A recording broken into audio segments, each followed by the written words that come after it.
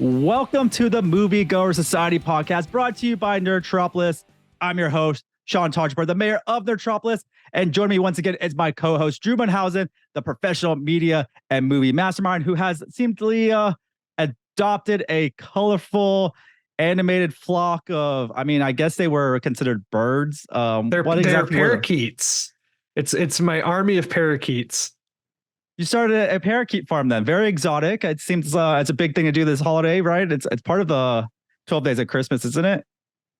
Yes, and they all follow me around, and the only problem about that is when you have a large swarm of birds that follow you around is that you can't stop them from defecating on other people. So that's a thing that happens often when you have lots of birds. That's a Boy and the Heron reference for anybody that hasn't seen it yet. So, which we'll talk about later. Yeah, and in my head, I just popped in. I was like, all the birds in Pokemon, that was never an attack. The option. That's a good point. Good point. I just realized that for some weird reason, that defecation from a bird was never an option for a Pidgey or a Sparrow or anything like that. A little bit of embarrassment goes a far way in a Pokemon battle, I guess. That's true. That's true. And Sean, on a different note, I wanted to bring this up to you because for weeks I've been saying that I wanted to see The Hunger Games: The Ballad of Songbirds and Snakes. That's the full title, right? I think. Luckily, it was kind of a slow theatrical weekend. The only new release really was The Boy and the Heron wide release, and that's a little bit more niche audience. And so I finally get a chance to go check out the new Hunger Games movie after hearing that it was kind of better than it had any right to be. And all I'll say is, like, overall, I thought it was okay, and I was like really into it for about the first hour, and then the movie just continues for about 7 or 8 more hours, and by the last act I was just kind of removed from it. But I did finally get to check it out. It was okay, but it definitely is like 3 different movies in one. Yeah, so it seems like I briefly talked about on a previous episode of Moviegoer Society, so it seems like you agree with me. So, like, anyone listening right now, go watch that episode featuring the Hunger Games. And I guess you agree that once the Hunger Games actually is done, it shifts to something totally different, which could have been a part 2, maybe. I agree. It could have been a part 2. It was just so long, and they tried to do so much. And they could have done something, but I guess I would describe it as the kids say that it's mid. The new Hunger Games movie is mid. Yeah, I'm with you on that. And so, yeah, in this podcast, we dive into the world of cinema, exploring everything from beloved classics to latest blockbusters, like we just mentioned with the new Hunger Games film. But we're now on episode 22. We're going to dive into a dream scenario, and we're going to hang out with the Boy and the Heron. So we got a nice double header for all of you. But before we get into all of that, we want to make sure you can follow us and connect with us online. You can find me and Nerdtropolis on every social media platform at Sean Todge and at Nerdtropolis. So please follow us there. And don't forget to visit nerdtropolis.com for your daily dose of movie news, reviews, interviews, and trailers. And Drew, where can they find you when you're not contributing to Nerdtropolis? You can find me at Drew Munhausen on all the different social media platforms and weekly over at Fresh Out the Podcast. Also, don't forget to catch up on old episodes, past episodes of the Moviegoer Society. Like I said, we're on episode 22. That's 21 episodes you can catch up on. And don't forget to catch up on my podcast, Nerdtropolis Mayor Presents, where I talk to directors and actors and writers on Spotify, Apple Podcasts. It's all on the Nerdtropolis YouTube channel and the Nerdtropolis Podcast Network. I do have a handful of interviews. I'm not sitting on them. I'm just trying to make sure all of them can shine because they're all fantastic. And I have more coming. I don't really jinx anything yet, so cross fingers that everything happens for the holidays, but some exciting stuff coming. But today, Drew, we got a double header. And the first one we're going to talk about, I just actually watched a few hours before we're recording this podcast, Dream Scenario. I watched it with my parents, actually, and my fiance. I had a screener to watch at home. So I say, join me for this interesting trip. And Dream Scenario is an A24 film starring Nicolas Cage. It's about a family man whose life is turned upside down when millions of strangers suddenly start seeing him in their dreams. That's already a crazy premise. And then, however, when his nighttime appearances take a nightmarish turn, he is forced to navigate the consequences of his newfound stardom. Before, Drew, I give it all to you because you did watch this previously and you did a review on this. I was really engaged in this film. Everyone was really engaged in this film, and then I think 50% of the audience that was with me fell asleep and had their own dream scenario. No. I mean, that could be a lot of factors in general. It is a Sunday, but I felt the same way too. I was engaged because we wanted to talk about it. I really enjoyed the premise in a really fast start, I felt like too, and really dives into it. And then it just gets really weird, which is great. It is an A24 film. What really kept me engaged is Nicolas Cage. That kind of rhymed, I guess. Engaged by Nicolas Cage. And what a performance by him. I got to give him props for this performance in here. It's probably one of his most, I don't know, not extraordinary per se, but he's never really dived into a whole different person. Like he's really unrecognizable physically. Even his voice is altered quite a bit. Where if you really weren't that familiar with Nicolas Cage, that's hard to say. You really wouldn't have recognized him too much if he was just kind of like a mediocre on the rise person.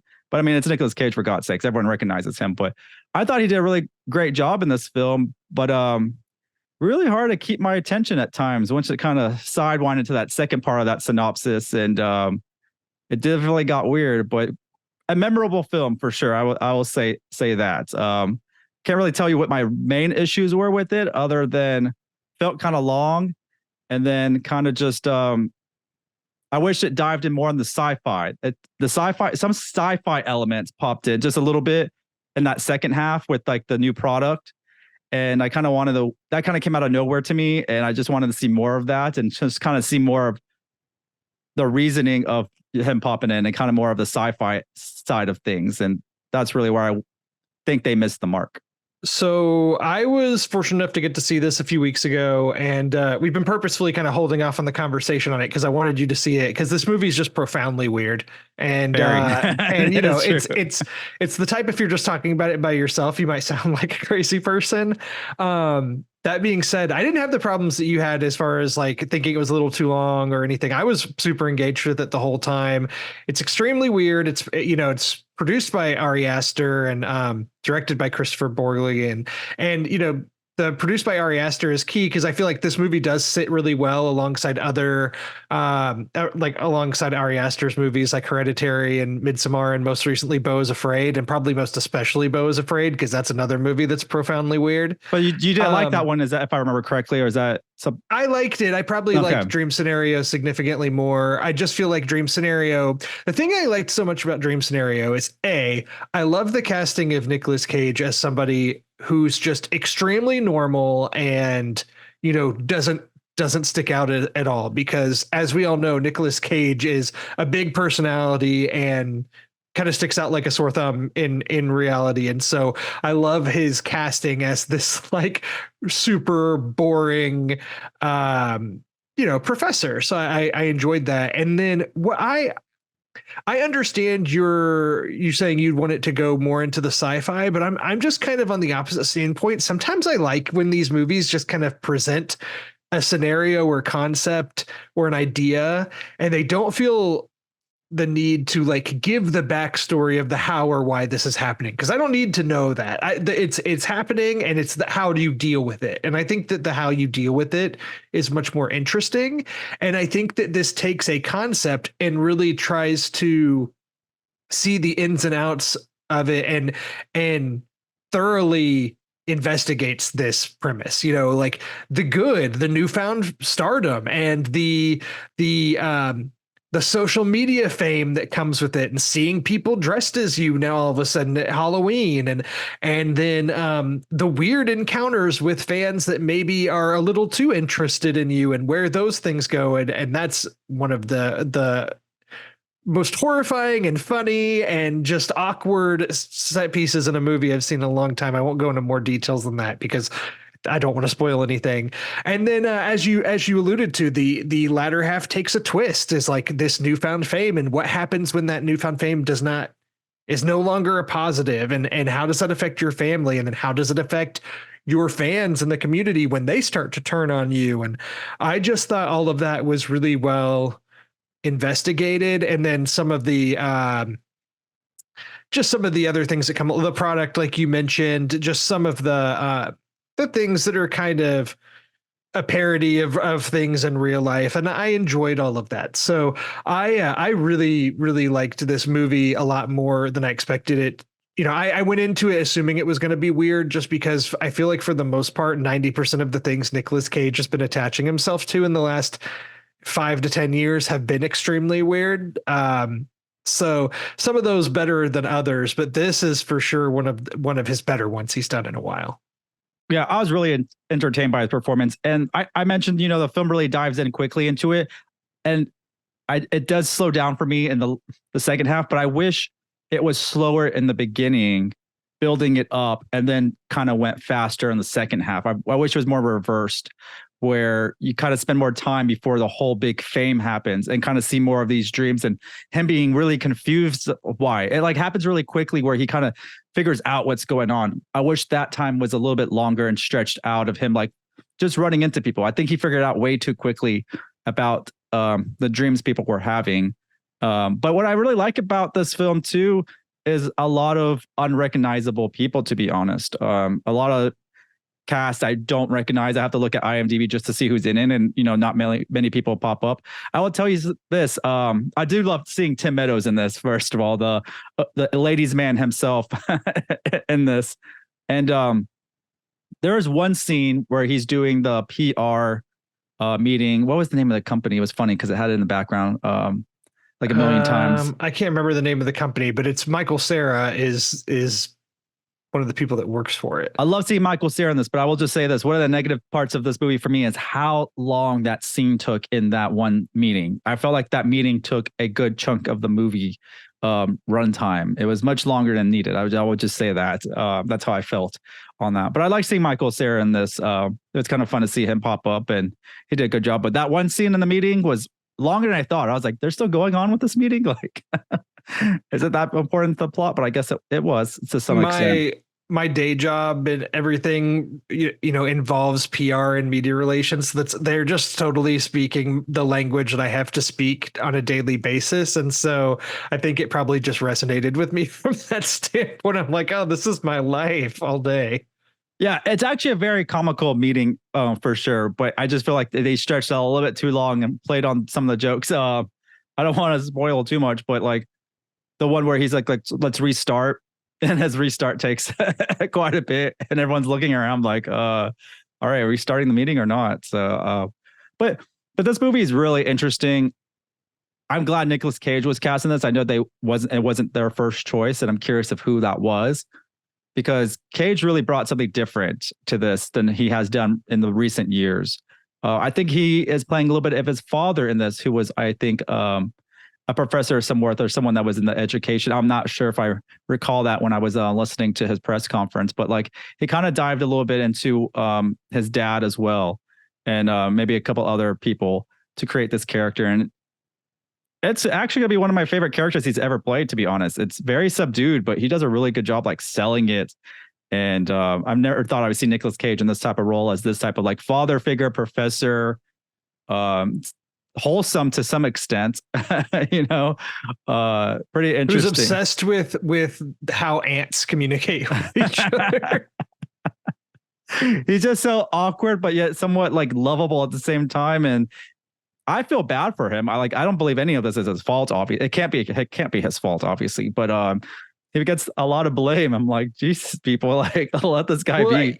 That's what I liked about it, is like there's a lot of farce here and things, and like some parodies and looking at our culture, and of course the viral nature of fame, but then it takes a look at cancel culture and especially how quick people are to turn on people with like, and in the case of the movie, somebody that truly hasn't done anything, that it's truly all outside of their control. And a lot of that was very telling, and I enjoyed all of that. So I just think it's the thing I like about this type of movie is that it demands conversation after. If you go see this with a group of people, you're not going to just walk out and say, hey, how was it? Good. And look at each other and move on about your day. Like, this is a movie that demands conversation and analysis and different takes, probably hot takes out there on Twitter, I'm sure. And but yeah, I really enjoyed it.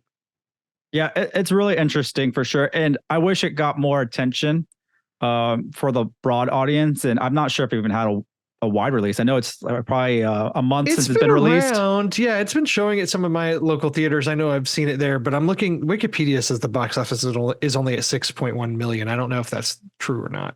I mean, I I'm have looking to now and some confirm. of the times they have are late. It's almost running as like an indie film It's released right definitely now. more limited now. It was showing a little bit more like maybe 2 weeks ago, and now I think it's lingering in theaters, but probably on its way out. I'm sure it'll be available on VOD for purchase or rental if it's not already. Yeah, hopefully a lot of y'all get to watch this film. It is definitely one of the top films I think of this year to watch that stands out. I feel like this year, to be honest, Drew, this is kind of a hot take, is everyone's gonna say the top contenders for the Oscars and other awards, even the Critics' Choice, like these movies are fantastic, and we can mention them what they are, but like I felt like this year was very lackluster when it came to films. And see, I feel like it's been a very strong year. Past month or so, it's like you've got The Boy and the Heron, Godzilla -1, which is a huge surprise. Napoleon, I enjoyed. The Marvels is okay. I really liked Thanksgiving. The Holdovers is incredible. I really liked Dream Scenario.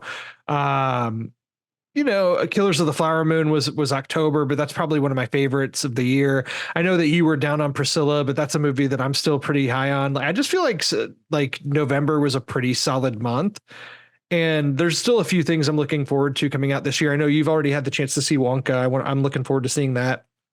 Which we'll definitely within the talk on next an week. upcoming episode. Yeah, we'll definitely talk about that. But I just feel like the whole year is, we have a lot of movies coming out. I feel like a lot of these movies are almost on the same playing field or on the same level. Like it's too close. There's not like one that super duper like stands out like shining star. A lot of to me, like, I guess I'll take this hot take. I think Oppenheimer and Killer of the Flower Moon are like almost head to head at probably the best film of the year. It kind of seemed like, and like from my, I follow a lot of the Oscar pundits and kind of I follow the race pretty closely, embarrassingly so sometimes, to be honest. But it kind of, as of right now, seems like it's Oppenheimer's year. Just the way that everything seems to be flowing, it looks like Best Picture, Best Director for Christopher Nolan, even Best Actor for Cillian Murphy. Like, it seems like a lot of those have been kind of set in stone loosely, but Killers of the Flower Moon is making a little bit of a surge out there. But I still feel like, as far as the Oscars are concerned, it's the year of Oppenheimer. It's the year of giving Christopher Nolan recognition at the Oscars. I think it kind of feels like that's the direction that we're going. But like, whereas it seemed maybe a few months ago that the early favorite for Best Actress was Emma Stone for Poor Things, that really seems to be shifting to Lily Gladstone in Killers of the Flower Moon. And then again, like Best Supporting Actor, it's kind of seemed like it could be Robert Downey Jr. is kind of the favorite, but the young actor who's in December, the new Todd Haynes film that's on Netflix, Charles Melton, he's becoming kind of a dark horse. And so I don't know, it's that interesting time of the year where things are starting to shift. It's still like 3 months until the Oscars, though. Like, there's still a long way to go. People are going to be talking about these things for a while and talking about them to death, truly. So sorry to go on a tangent about it, but yeah, it's like, I do kind of feel like, even if you feel like it's been a slower year at the movies, or maybe a lesser year, and that probably is true from a blockbuster standpoint, right? But it's also a lesser year. It's a lesser year compared to the top 3 movies, and the remainder, I feel like there's a big gap, like a big, like they jumped the gun so high. It's a big space in between the next tier of films. It's not like this is a 10 and every single movie came out was a 9. It's just like everything drops a little bit to like 8.5. Like no one, like I think it's a big jump compared when it comes to my personal rating of like the type of films that made their debut actually in theaters and stuff like that. Like for Best Picture, I mean, to be honest, I think Oppenheimer, Killers of the Flower Moon, The Holdovers, even though I didn't rate it that high, it is a really well done film. That's just personal taste for me. And in American Fiction, I don't believe you saw that yet. American Fiction, it really stood out to me. And obviously I got Across the Spider-Verse. I think that was a really well done movie, but I I wouldn't put Spider-Verse obviously at the very top. But it's pretty much Oppenheimer, Killers of the Flower Moon, and then a big gap, and then everyone else. It's just like it's not too close with everyone else. It's the top two, and then everyone's in the running. I'm going to kind of steal or borrow a bit from the Ringers Big Picture podcast because they talked about this recently. But I'm curious for you, Sean, to know off the top of your head, do you know what the 3 highest grossing movies of the year are so far off the top of your head? Or if you had to guess? I mean, it's Barbie and Oppenheimer are the top 2, and then that's 1 and 3 actually. You're forgetting number 2. 2, you just have my brain is burned. So what would be 2? It's a movie that you rated 5 out of 5 in your Nerdtropolis review. It's an animated film. Oh, I mean, Across the Spider-Verse? No. Oh, you mean TMNT? No. Is it animated?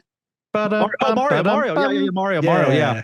Yeah, I did rate it, and which is actually, I think it's my second favorite animated film. Is my second film, yeah. So it's funny. I have a Spider-Verse in front of me, so I did forget about Mario. That came out in March, right?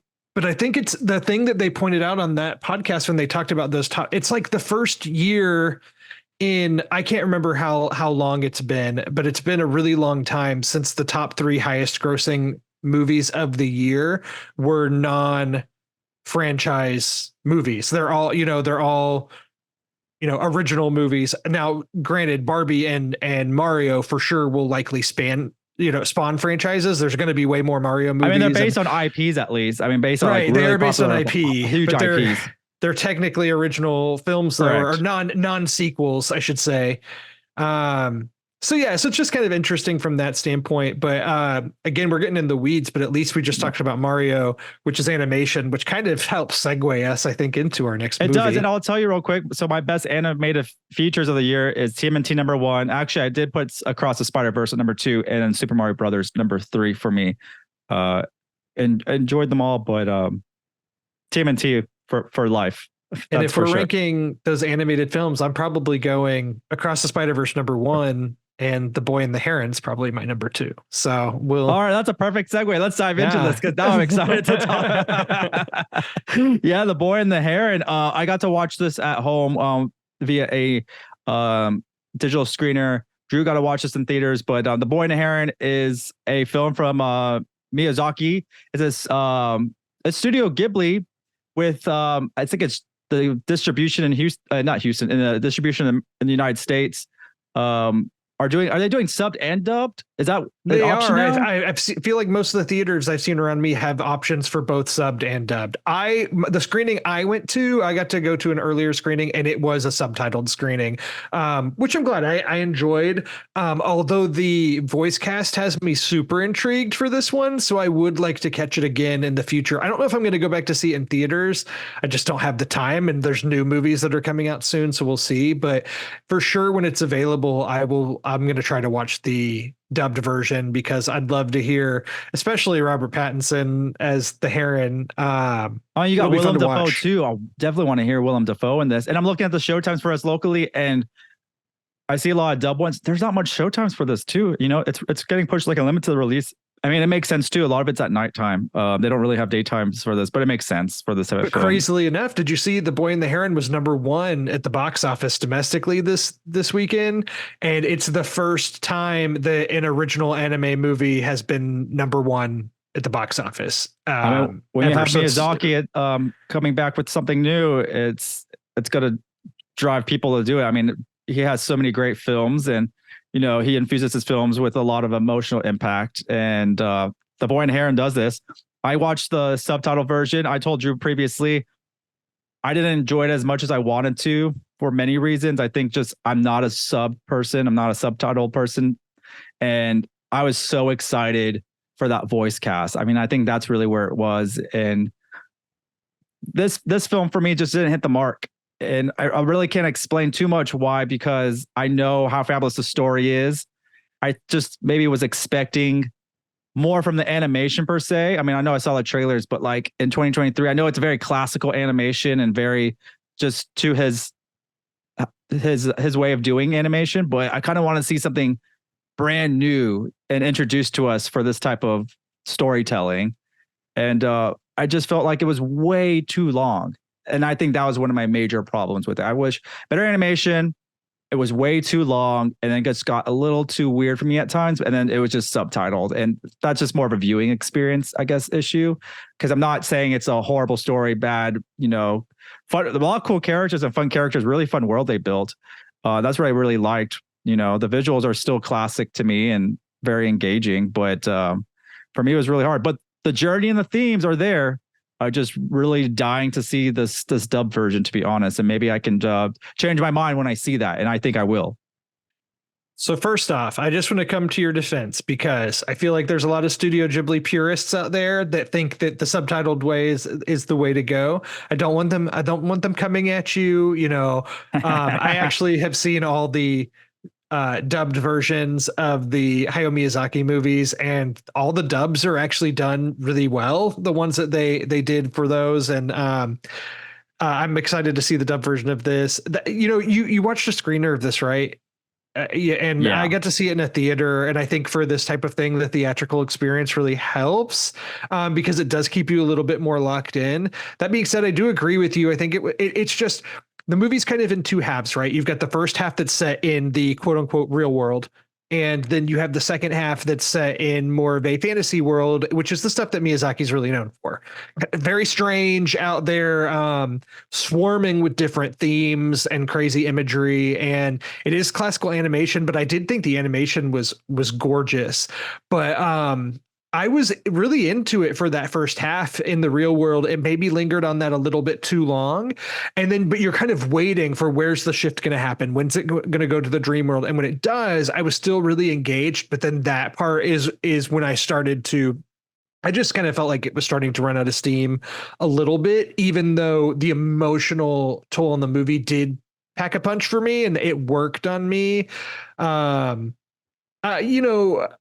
I've seen all the Miyazaki movies, and I'm not going to sit here and say like I fully grasp and understand all the themes that all of his movies are trying to explain, because like a lot of these are super personal to Miyazaki and taken from things from his real life, and I do think the experience is going to be different for every person that sees this movie and what they take away from it, and all Miyazaki movies really.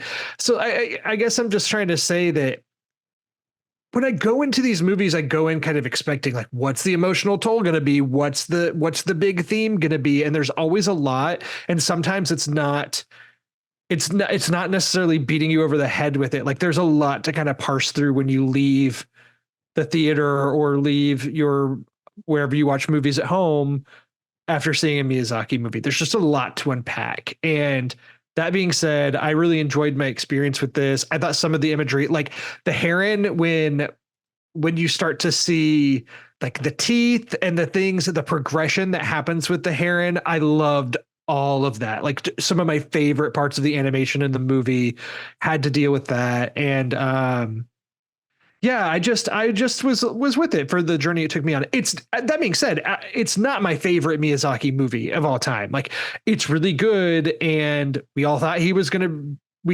retiring for sure 10 years ago, and now we have a new movie. So I'm happy to have a new one. But I still really enjoyed it. Like I said, I'm gonna try to watch this dub version. I'm like, the cast is amazing. You got Christian Bale, Dave Bautista, Willem Dafoe, Mark Hamill, and Robert Pattinson. I mean, so much more people, and they really should have just maybe delivered that film as us being in the States too, as well. And especially with this type of cast, it's not like it's not like a mediocre voice cast. It's some top tier. So my excitement's very high for it, and but I still love sub stuff. I watched a lot of things with subtitles, which is fine. It's just like with this voice cast. If this wasn't the voice cast, I kind of would have probably been a little bit more all in with the subtitle. But like they're promoting this, I'm just like, give me this. Like I want to see what this is all about. Luckily for wide theatrical release, they were putting out both at the same time, so you have a choice. But I guess the bittersweet things for us is, luckily we got the opportunity to see it a little early, but we didn't get a choice. We got the subtitled version, and that's that. If I had to choose, that's probably what I would have gone with anyway, just because I feel like that's the true original version of it. But just like I said, that American voice cast has me so intrigued, or I should say English voice cast, because not everybody in the cast is American. Yeah, it's very diverse. But yeah, what a great cast though. Like I'm just dying to just, which is a good thing. People will watch both. Then I mean, I'm gonna be the one that's gonna watch both versions of it. But it is animated beautifully. It's that classic animation. I kind of just wish it went a little bit more bolder. Maybe give us a twist on the classical animation, or kind of change it up halfway through or something like that. Once he goes into the dream world, something that pops in ship. But great storytelling. I mean, it is a very raw story and a very good narrative with a lot of themes inside. And that's always been his films have been like that. Since I can remember. So it's great that he's back, and hopefully he's not just like one and done now, and kind of figures out what he wants to do next. How was the kind of the reaction of the audience during your screening? It was a small crowd, so hard to tell, but it was very quiet. There were a few people that did bring kids to it, and so I was really interested to see kind of what those reactions were, if they enjoyed it, if they're bored, what they take away from it. But I didn't get to have a conversation or anything. So overall, I mean, it was fine. I got to eat some food during the movie, which was nice. Yeah, it's always good when we get to sometimes watch stuff in like the studio movie grills and stuff like that. It's a nice little change of pace of just not eating popcorn and soda. Maybe have a true meal and enjoy your movie. But yeah, this is a very interesting film if you like, all his stuff and don't mind animation. Some people just don't like animated movies, but this is something different, and it's definitely for a mature audience. Everything I've seen online, people love it. I'm kind of mixed on it. I'm more in the rarities, but I'll watch it again. It's not something I'm like done with it. I want to watch it again and see how I feel it the second time. Probably be more engaged, and it is more engaging in a theater. It's very hard sometimes to watch things at home. We do have that great convenience of sometimes doing that, which I really appreciate, but it does make it hard sometimes. But I'm going to definitely watch this one again because that voice cast looks amazing.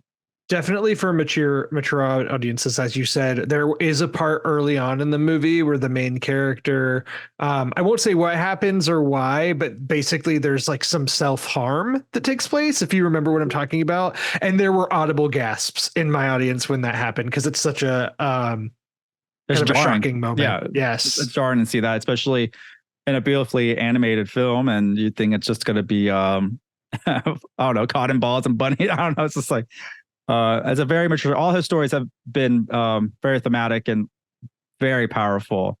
So you got The Boy and the Heron to look forward to. Dream Scenario, if you can find that in your local theater, what they're both playing right now, they just have limited times for them. Two different things, but I guess they're both about, escaping or into a different world, I guess. Very similar in the dream side of things. But we got plenty more episodes coming. It's we're almost done with the year, but I feel like we have a lot more to talk about. I know I have a lot more to talk about. I've been cranking out reviews. Drew has been when he can. We've got a lot more to catch up on too. There's more coming out and more to talk about. Yeah, because I'll have the Iron Claw review will drop this week, so we'll probably talk about that in the future. And then Wonka, and yeah, there's no shortage. There's going to be a lot to try to cover in the next couple of weeks when all of these new holiday movies come out, like Wonka and Aquaman and Ferrari and I watched Ferrari. I got a screener for that one, and I'll probably have to watch it again. To see a couple of other scenes I kind of want to analyze and stuff like that. But we got that. Merry Little Batman we'll probably talk about. I already have that review on our website. Mr. Monk's Last Case is I have that review kind of up there. I know Drew has his Zone of Interest up on there as well. And he has his Dream Scenario review as well. I got my Chicken Run Dawn of the Nugget on there. So a lot to look forward to, and we haven't talked about many of these yet, and we'll definitely be squeezing them in as they start releasing. We want to make sure everyone has maybe some time to watch some of these, but some of them will probably talk beforehand. They do release as well. But and there's I just want to shout out too. There's the movies that are out like on Netflix and streaming services, and I feel like we really do shine a bigger spotlight on the movies that are out in theaters when we can. That we've had episodes devoted to streaming movies. That being said, like Sam Esmail's new movie, Leave the World Behind, that has Julia Roberts and Mahershala Ali and Ethan Hawke. Like that just dropped on Netflix this past week. I've heard great things. May December, which I mentioned earlier in the Oscar conversation, the new Todd Haynes film with Julianne Moore and Natalie Portman is out on Netflix, and I got to check that out and really, really enjoyed it. So I do recommend people go check that out. But there's just and then Merry Little Batman on Prime Video, like you said. Like there's a lot to check out. Yeah, there is a lot on streaming, which is really great. Oh, and then I'm probably gonna talk about the Color Purple as well. Like I said, there's a lot, and there's more coming. There's stuff we have definitely have not mentioned that we'll be talking about, but we will soon. But if you haven't yet, make sure you do check out previous episodes of the Moviegoer Society. Make sure to check out my podcast, Metropolis Mayor Presents, where I interview directors and actors, all on the Metropolis Podcast Network. And once again, Drew, where can they find you? Can find me at Drew Munhausen on all the different social media platforms, and weekly over at Fresh Out the Podcast as well. Thanks again for joining us for another episode of the Moviegoer Society. Once again, I'm Sean Toshmore, the mayor of Metropolis, and we will see you at the movies.